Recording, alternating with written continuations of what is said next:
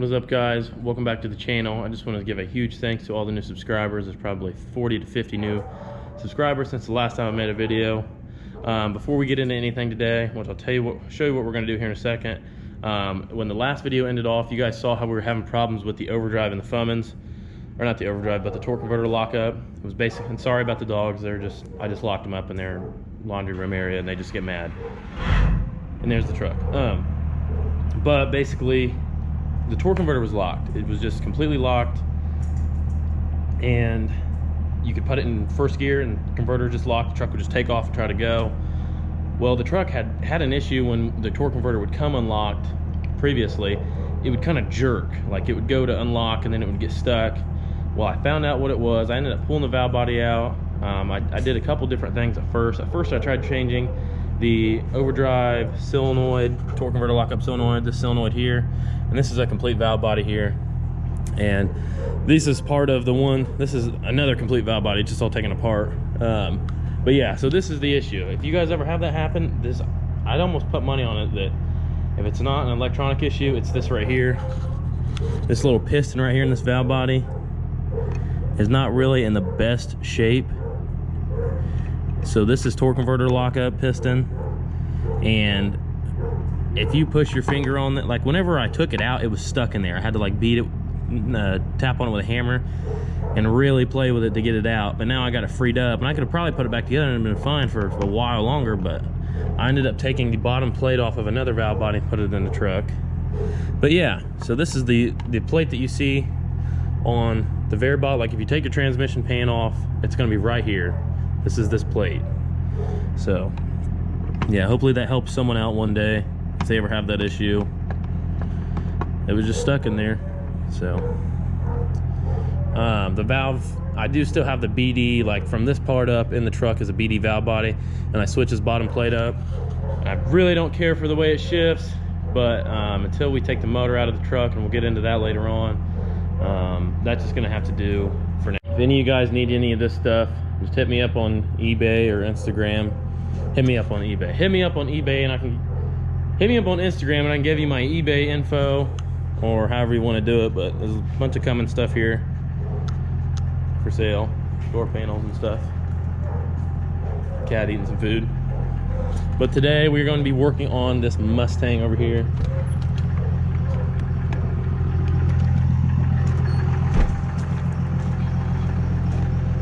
This Mustang came in with a miss, and we determined that it just needs, I'm not going to pop the hood, I'll show you when we get back. It just needs a ignition coil. You can pull one off of one of the cylinders and it doesn't change the miss at all. So it's definitely why it's doing it, so we think. So yeah, we're going to run to town, get the parts to fix that, come back, switch it out, and maybe deliver back to the guy so he has his vehicle. See what we got going on over here. Got the Fummins, and we're gonna run to town.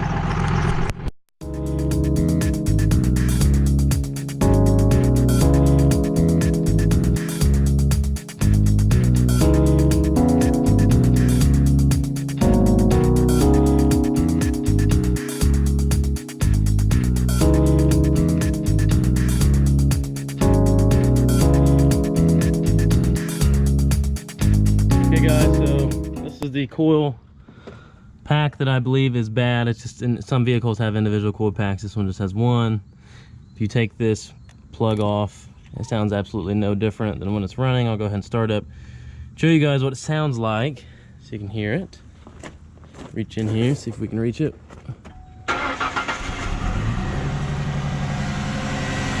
See, it has a miss.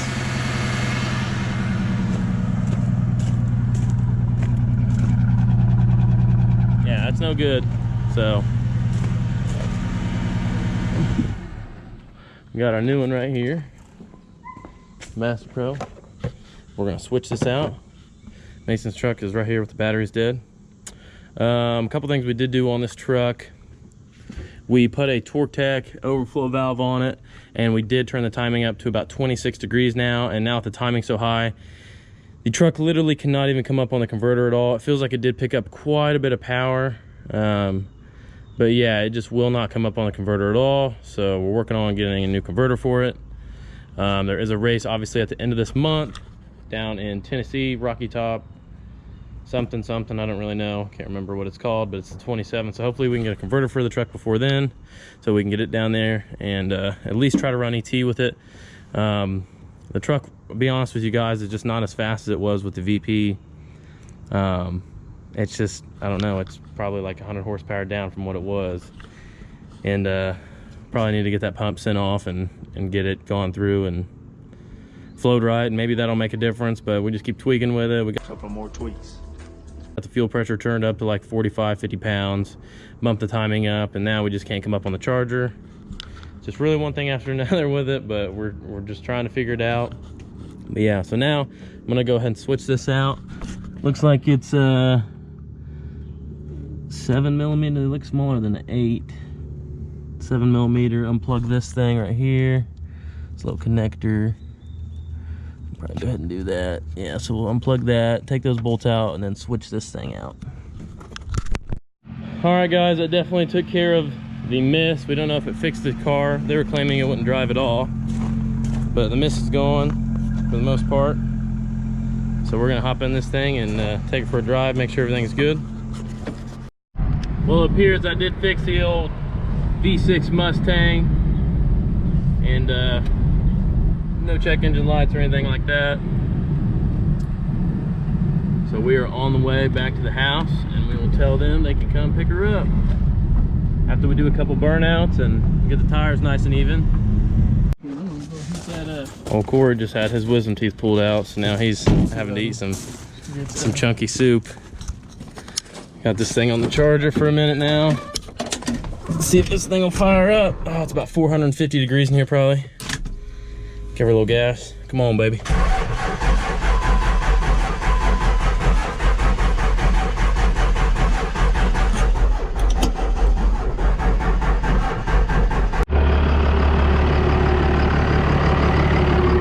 This engine's a lot louder with the timing at 26 degrees. I'll show you guys what I mean.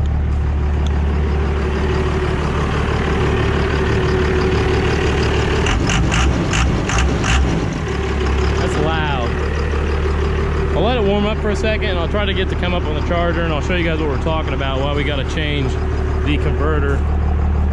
Show you exactly what we mean. I'm going to go ahead and show you guys what we mean when we say it won't come up on the turbo. The converter is just stalled so low that you literally cannot build boost. I'll show you what we mean.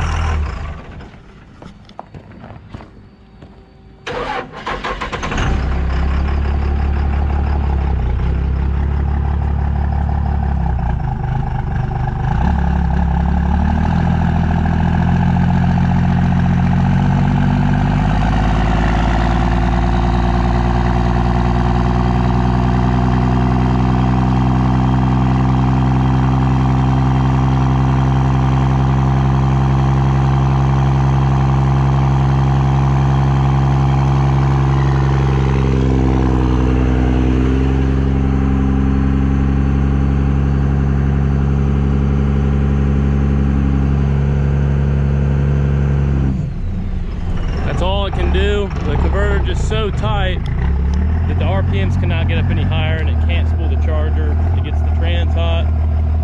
So we definitely need to put a new higher stall torque converter in this truck, and just kind of go from there. But yeah, that's next up on the list.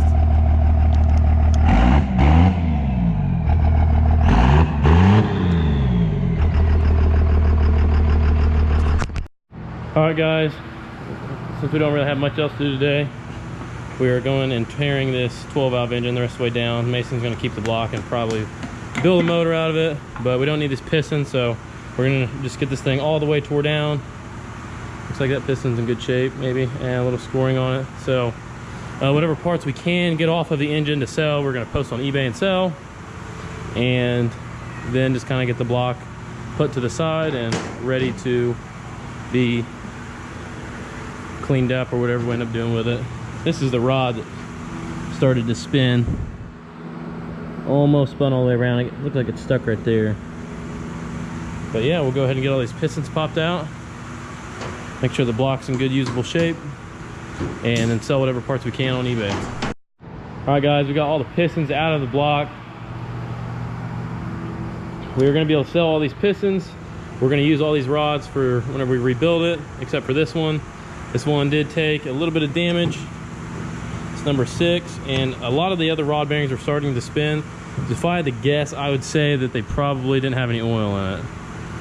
That's probably what happened. Either the oil pump in the engine looks fine. It's just a little gear rotor style pump, and I haven't really pulled it out yet to look at it, but I'd say it's probably fine. I'd say this is simply just someone not checking their oil, and stuff just started to get hot. So yeah, we'll have to get one new rod. These 5 rods will be good, and then we're going to sell these pistons. Now we're going to pull the crank out. I don't know if the crank's going to be, I mean, I'm sure they'll be able to turn it. I mean, it really didn't spin the rod that bad, it just started to. So everything else looks good, so we're going to pull this crank out and just kind of get this motor the way tore down. Okay guys, now we got the motor flipped over. We are taking the rod caps off. You got to keep them in order as well. 6 to 1. Already got them all knocked loose. Mason just pulling them off, and then we're going to lift the crank up out of here. We pulled the front cover off and looked at the oil pan, or the oil pump, I'm sorry, and there's nothing wrong with it. So it's probably just the engine did not have enough oil in it, and that's why it was getting ready to go boom boom. So yeah, we're gonna continue on. All right guys, that is pretty much gonna be it. I don't really know where I left off because I had to leave for a little bit, but this is where we're gonna leave everything. We're gonna see if this crank is usable with the marks on it. We don't know if they're gonna be able to turn that or not. We're gonna have to get a new crank. Everything's tore down. We got the pistons off the rods. We're gonna clean these up. Are gonna need one rod because it spun inside the rod and started to tear it up. So we'll get one rod, reuse the rest. And what? Stop meowing at me. I just fed you. What do you want from me? But anyways, yeah, that's it for today. If you guys liked the video, hit the like button, subscribe, and we will see you on the next one.